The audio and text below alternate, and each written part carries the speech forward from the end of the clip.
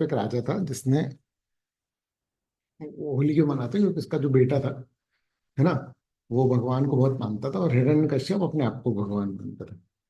तो उसने ऐसे बोला था कि क्या, कहाँ है तुम्हारा भगवान? और फिर तो प्रहलाद ने बोला था कि, उसने बोला कि अच्छा इस पिलर में भी है क्या? तो उसने बोला था कि हाँ, तो वही पिलर से निकल करके नरसिंह अवतार लिया था भगवान ने। अरे सुनो, ठीक है ना। तो मैं बता क्यों रहा हूँ, मैं बता रहा हूँ तुमको ये कानून समझाने के लिए। अरे सुनो, कैसे? तो थोड़ा सा पास में जाओ। हिरण्यकश्यप एक राजा था जिसने की तपस्या करी, बहुत तपस्या करी, ठीक है। उसने बहुत तपस्या की, और कानून कैसे चलता है मैं तुमको ये बता रहा हूँ। अरे समझ, ठीक है ना। उसने बहुत तपस्या करी, तो ऑब्वियसली बात है भगवान खुश हो गए, भगवान प्रकट हुए, है ना। तो उन्होंने बोला कि भाई मांगो, क्या वरदान मांगते हो? तो उसने बोला कि भगवान मुझे अमर कर दो, ठीक है। तो भगवान ने कहा कि देखो भाई, इंसानी उसमें तुम अमर नहीं हो सकते, ये एलिजिबिलिटी है ही नहीं इंसानों की। देव अमर हो सकते हैं लेकिन तुम नहीं हो सकते। अरे समझ। तो उसने बहुत सोचा, उसने कहा कि चलो एक काम करता हूँ कि मैं टेक्निकली अमर हो जाता हूँ।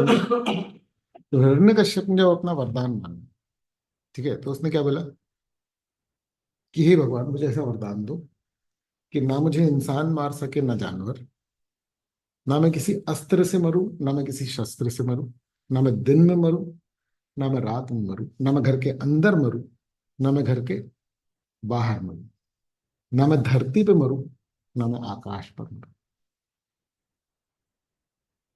ना मैं घर के अंदर मरूं ना मैं बाहर मरूं। पॉइंट समझ में आ रहा है? ठीक है। तो उसने ऐसे पूरा, समझ लो कि ये फ्रेमिंग होती है कानून की। अरे समझ, इस तरीके से कानून बनाए जाते हैं किसी भी चीज को प्रिवेंट करने के लिए। तो ये है रूल मेकिंग।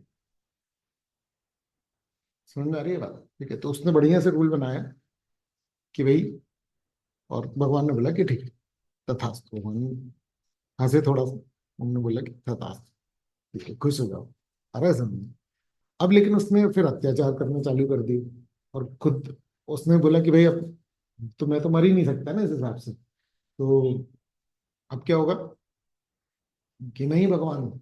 समझ में आ रहा है? तो उसने सबसे ये बोला कि भैया मुझे ही मानना, ठीक है। और उसका खुद का जो बेटा था, वो रियल भगवान को मानता था। समझ में आ रहा है? तो उसको अपने बेटे पे बहुत गुस्सा आती थी। इसलिए फिर उसने अपनी, हिरण्यकश्यप ने अपनी बहन से बात करी थी कि भैया इसको वो कर दो, तो वो ऐसा ऐसा हो गया था।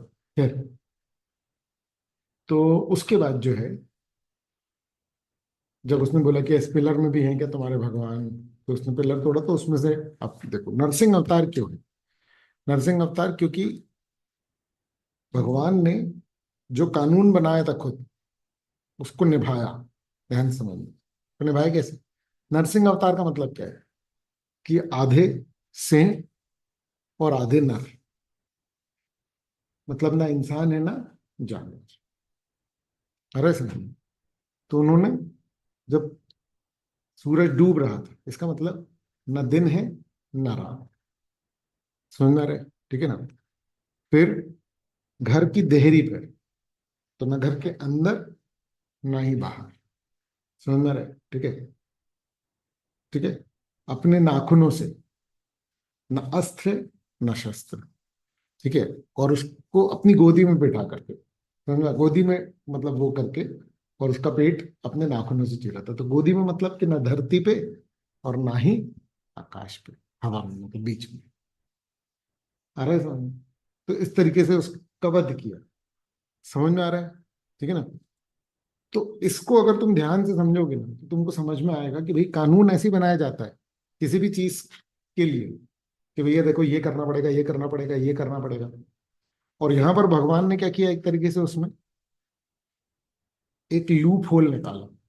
लूप होल क्या होता है कि यार, ये पूरा निभाते हुए भी हम क्या कर सकते हैं, एक पर्टिकुलर चीज कर सकते हैं। तो इसको ऐसे समझो कि भाई अब प्रैक्टिकली तो कानून क्या हो जाता है, अमेंड हो जाता है। समझ में आ रही है बात? तो मतलब अगर उसके बाद और किसी राजा ने की होती तपस्या, तो फिर वो ये भी मांग लेता समझ में आ रही बात कि ना मैं देहरी पे भी नहीं मरूंगा। और लेकिन उसके बाद फिर क्या हो सकता था कि और कोई एक्सेप्शन निकल जाता। तो यही कहानी चलती है कानून में। समझ में आ रहा है, किसी भी टाइप के कानून में। और हमारा एरिया बेसिकली क्या है, फाइनेंशियल कानून।